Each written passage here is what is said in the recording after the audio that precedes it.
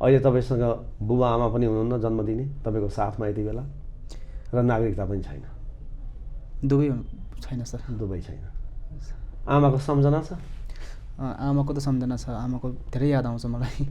त्यस पश्चात चाहिँ आमाले चाहिँ विष खाएर चाहिँ आत्महत्या गर्नुभयो। देह त्याग गर्नुभयो? हजुर। विष सेवन गर्नुभयो? विष सेवन गरेर। सुरुमा चाहिँ मलाई आफ्नो ब्याकग्राउन्ड, आफ्नो पृष्ठभूमि भन्न पनि लाज लाग्थ्यो। एकदम पीडा फिल हुन्छ, म कस्तो परिवेशमा जन्मेछु, कसरी जन्मेछु भन्दाखेरि चाहिँ आफूलाई गिल्टी पनि फिल हुन्छ। सपना या विपना त्यस्तै खालको चाहिँ मलाई हल्का फुल्का झझल्को पनि आउँथ्यो। म चाहिँ इन्डियामा भएको, एउटा कोठामा भएको, त्यहाँ धेरै आइमीहरू भएको, अनि म रोएको कराएको त्यस्तो खालको चाहिँ मलाई टाइममा त्यो यादहरू चाहिँ आउँथ्यो मलाई। तर म चाहिँ एकदम फिक्स थिएन कि म चाहिँ मेरो जीवनमा के भएको थियो भन्ने कुरा चाहिँ मलाई एकदम त्यो फिक्स भएको थिएन। नेपालगञ्जको कृषि फार्ममा चाहिँ त्यहाँ चाहिँ मम्मीले काम गर्नुहुन्थ्यो अधिकृत घरमा बसेर। अनि त्यसरी काम गर्ने बेलामा चाहिँ अनि त्यो सम्बन्ध भएछ। अनि सम्बन्ध हुने बित्तिकै चाहिँ अनि मेरो जन्म चाहिँ भयो। अब यति बेला तपाईँलाई नागरिकता चाहिएको छ, पहिचान चाहिएको छ। तर तपाईँसँग यति बेला साथमा आमा पनि हुनुहुन्न। उहाँले त अब तपाईँ 7 वर्षको उमेर हुँदै भौतिक शरीर छाडेर गइसक्नुभयो। अनि बुबाको अवस्था के छ, कहाँ हुनुहुन्छ? उहाँको कान्छी श्रीमती पनि हुनुहुन्छ। अनि उहाँसँग सोद्धा पनि उहाँले पनि हो भन्ने कुरा गर्नुभयो। नागरिकता बन्ने चाहिँ अब उपाय कहीँबाट पनि छैन। मैले चाहिँ अब आमाको नामबाट बनाउँदाखेरि चाहिँ मेरो डकुमेन्टहरू काम लाग्दैन। मैले चौधरी बाबुलाई खोज्ने भने चाहिँ वर्षौँ लाग्ला, भेटिने अवस्था छैन। यदि मैले चाहिँ अब लास्ट उपाय भनेको मुद्दै हाल्नुपर्ने सापकाटा बुवा जो हुनुहुन्छ अहिले। तपाईँले उहाँ नै मेरो पिता हो भनेर कसरी जानकारी पाउनुभयो, कसले बतायो तपाईँ?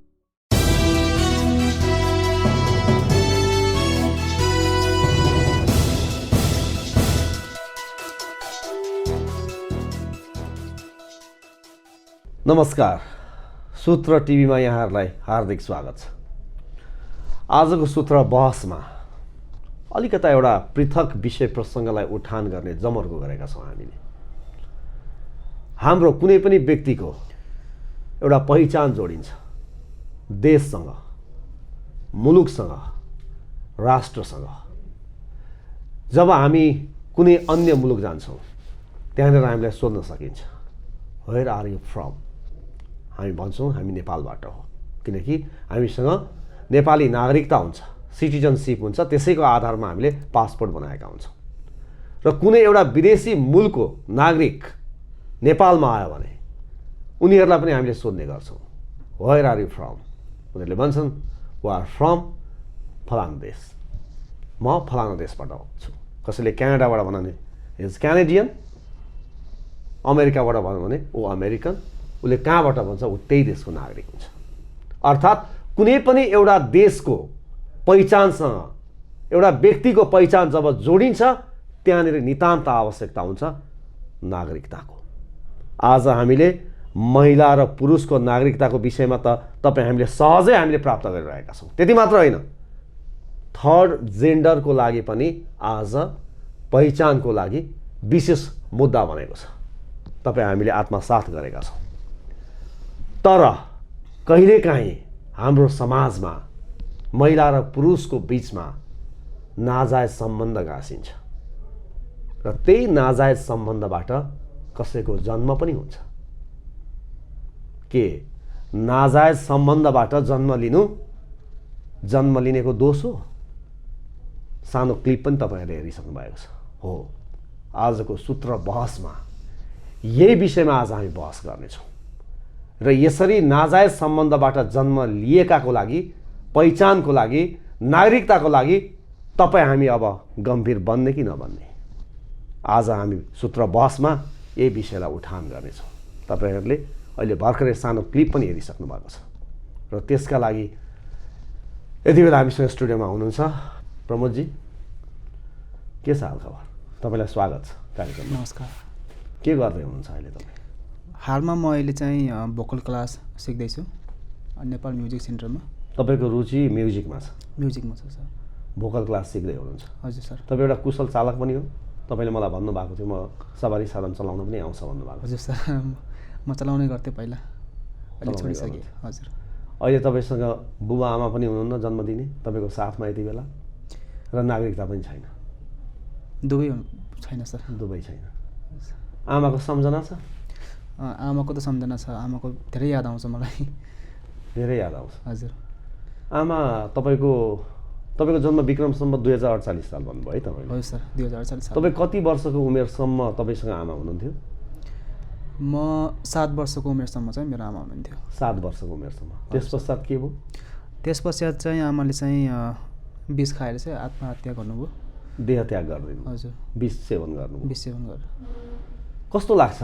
भनिन्छ नि कहिलेकाहीँ, अहिले जस्तो मलाई आफैलाई पनि प्रिय लागेको छैन यो शब्द, यो नाजायज भन्ने शब्द आफैमा पनि त्यति राम्रो शब्द होइन होइन?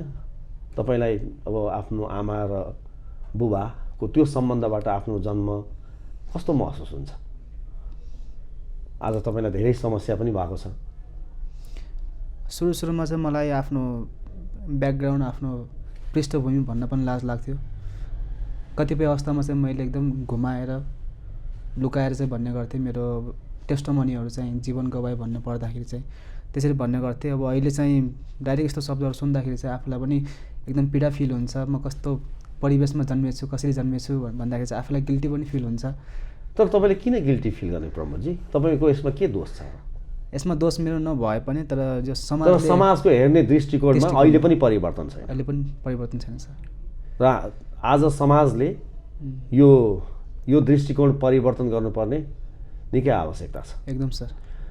तपाईँले त अब सानोमा त थाहा पाउनु भएन होला। तपाईँले 7 वर्षको उमेरसम्म त तपाईँ आमासँगै हुनुहुन्थ्यो होइन? आमाले आफ्नो भौतिक शरीर पनि छाडेर जानुभयो।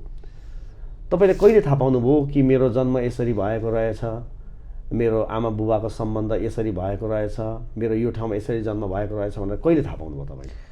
म जब चाहिँ 2065 सालमा मैले एसएलसी दिइसकेपछि त्यसपछि चाहिँ मलाई थाहा भयो कि म नेपालगञ्जमा गएँ अनि मैले आफ्नो चाहिँ बजे साइडको या आमा साइडको चाहिँ बजे हुनुहुन्छ अनि उहाँसँग चाहिँ मैले कुराकानी गरेँ अनि उहाँले चाहिँ सबै स्टोरी मलाई भन्नुभयो। म हल्का फुल्का मलाई चाहिँ सपनामा चाहिँ सपना या बिपना त्यस्तै खालको चाहिँ मलाई हल्का फुल्का झझल्को पनि आउँथ्यो। म चाहिँ इन्डियामा भएको, एउटा कोठामा भएको, त्यहाँ धेरै आइमीहरू भएको अनि म रोको कराएको त्यस्तो खालको चाहिँ मलाई टाइममा त्यो यादहरू चाहिँ आउँथ्यो मलाई। तर म चाहिँ एकदम फिक्स थिएन कि म चाहिँ मेरो जीवनमा के भएको थियो भन्ने कुरा चाहिँ मलाई एकदम त्यो फिक्स भएको थिएन। पछि गएर मैले चाहिँ बजेसँग सोधेँ। बजेले तपाईँलाई सबै कुरा बताउनु? एकदम। के कुरा बताउनु भयो? के भएको रहेछ? हाम्रो मेरो आमा चाहिँ सुर्खेतबाट हुनुहुँदो रहेछ, सुर्खेतको च्यार्कुले भन्ने ठाउँबाट।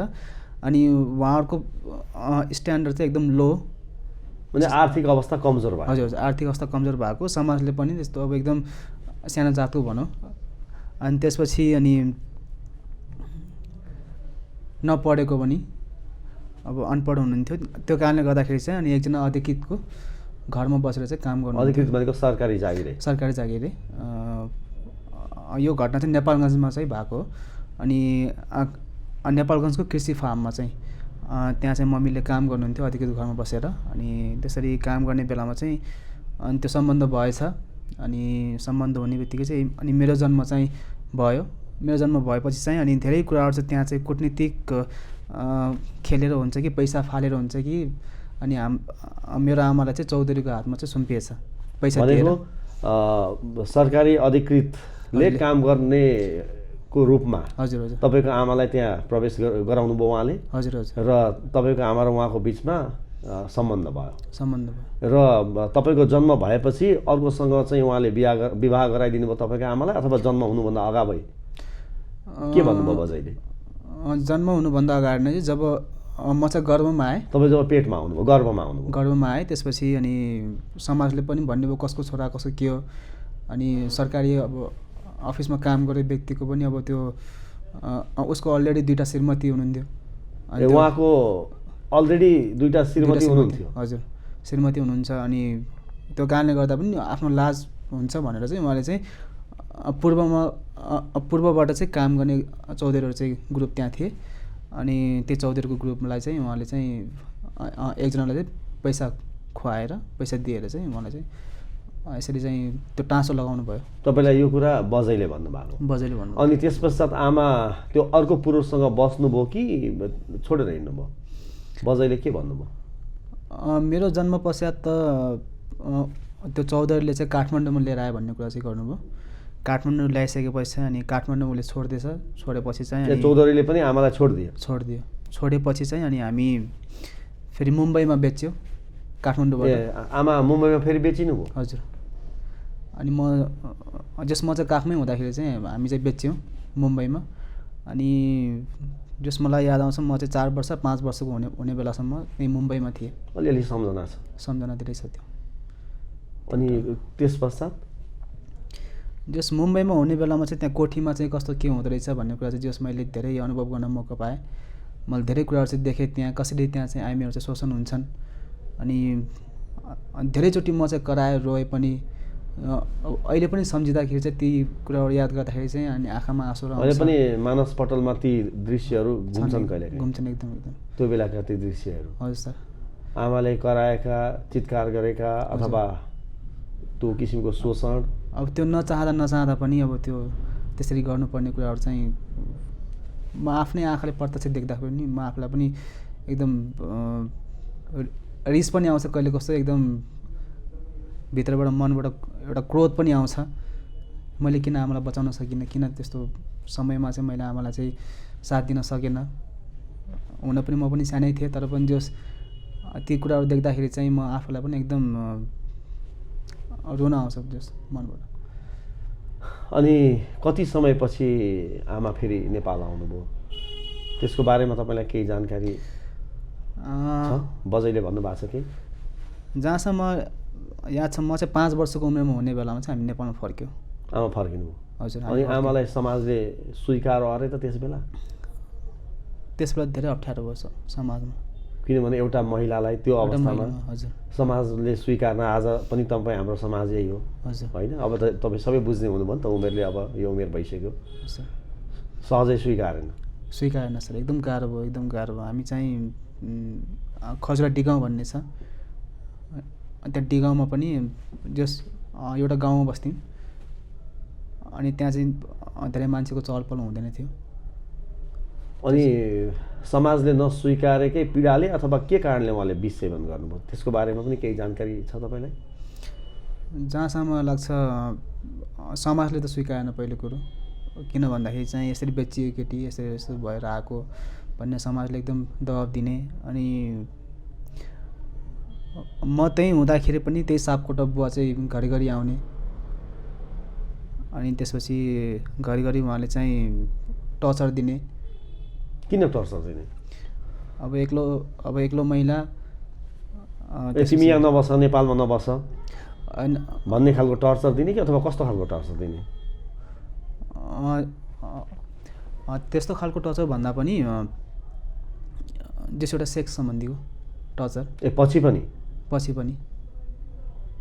हाम्रो आमाको चाहिँ मेरो आमाको पछि आउने। त्यसपछि हामी राति सुतेको बेलामा पनि झ्यालबाट चाहिँ हातहरू हाल्ने, त्यस्तो कामहरू चाहिँ जस उसले गर्यो। पछि पनि भयो। अनि आमालाई केही सिप नलागेर हजुर विष सेवन गर्नुभयो। अनि त्यस पश्चात तपाईँको पालन पोषण, पढाइ लेखाइ कसरी भयो त? त्यस पश्चात म चाहिँ 1 वर्ष जति चाहिँ म आफ्नो मम्मी साइडको ठुलो मम्मी हुनुहुन्छ उहाँको घरमा बसेँ। अनि 1 वर्षसम्म चाहिँ त्यहीँ बसेँ। अनि त्यसपछि त्यहाँ पनि मेरो स्थिति सुधार भएन। समाजमै भएका केही समाजसेवीहरू हुनुहुन्थ्यो, उहाँहरूले चाहिँ मलाई क्रिस्चियन होस्टेलमा चाहिँ हालिदिनु भयो। सुर्खेतमा भएको क्रिस्चियन होस्टेलमा चाहिँ म पढेँ, त्यहाँ हुर्केँ। कति क्लाससम्म पढ्नुभयो त्यहाँ? म 10 क्लाससम्म त्यहाँ पढेँ। त्यसपछि अनि त्यहाँको इन्चार्ज हुनुहुन्थ्यो, त्यहाँको चाहिँ फाउन्डरै हुनुहुन्छ पास्टर सलोमन गुरुङ भन्ने। अनि उहाँले भन्नु, प्रमोद अब हामी सक्दैनौँ तिमीलाई, तिमी अब आफै गर्नुपर्छ भनेर चाहिँ जस भन्नुभयो। त्यसपछि म बाहिर बस्नु लागेँ, कोठामा भाडा लिएर चाहिँ बस्नु लागेँ। अनि त्यसपछि काम गर्दै पढ्दै गरेँ सर। भनेपछि एसएलसी दिनुभयो तपाईँले? हजुर। अनि आफ्टर एसएलसी?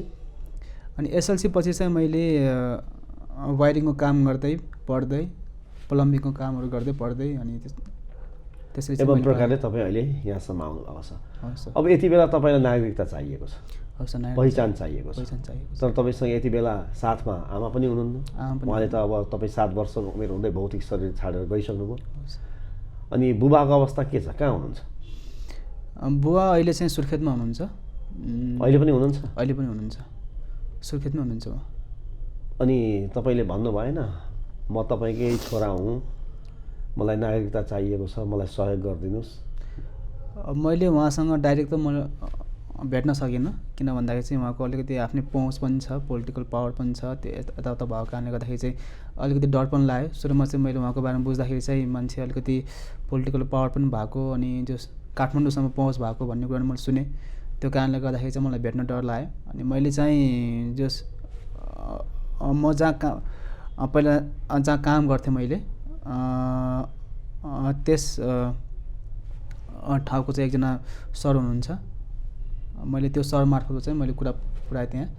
अनि उहाँलाई भने कि यस्तो यस्तो कुरा छ अनि जो हजुरको छोरा पनि छ अनि उसले चाहिँ नागरिकता मात्र चाहन्छ, सम्पत्ति चाहँदैन तपाईँको, बस उसलाई नागरिकता दिलाइदिनुहोस् र तपाईँसँग चाहिँ यसरी भेट्ने पनि भेटेर कुरा गर्ने इच्छा राखेको छ भनेर भन्दाखेरि चाहिँ उहाँले चाहिँ डाइरेक्ट यदि सरकारले दिन लगाउँछ भने, यदि कोर्टले दिन लगाउँछ भने चाहिँ मात्र म दिन्छु, नत्र भने दिन्न भन्ने जस्तो उत्तर दिनुभयो।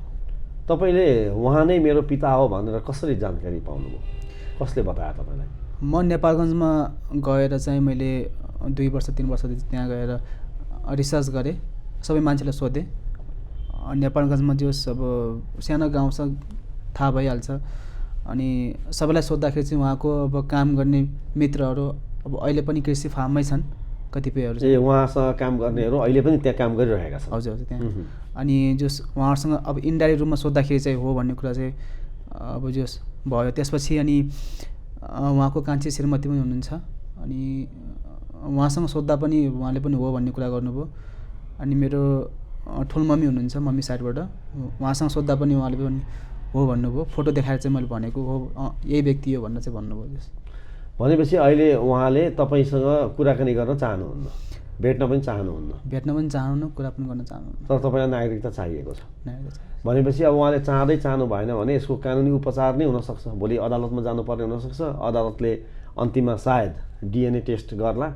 डिएनए टेस्ट गरेपछि उसले निर्णय गर्न सक्छ र निर्णय गरिसकेपछि त कानुन अदालतलाई त जसले मान्नु पर्यो, मान्नुपर्छ। तपाईँलाई उहाँको सम्पत्ति त चाहिएको होइन? सम्पत्ति चाहिएको होइन मलाई चाहिँ। जो सब म अहिले काम गर्न सक्छु, म आफै कमाउन सक्छु। म आफै पनि अहिले समाजसेवामा चाहिँ लागिरहेको छु के अरे।